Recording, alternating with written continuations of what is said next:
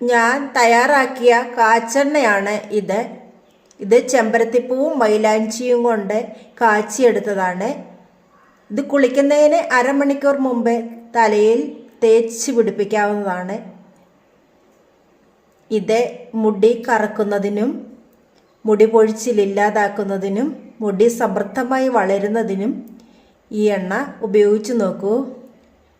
ഇതിൻ്റെ ഡീറ്റെയിൽസ് ആയിട്ടുള്ള വീഡിയോ ഞാൻ എൻ്റെ ചാനലിൽ അപ്ലോഡ് ചെയ്തിട്ടുണ്ട്.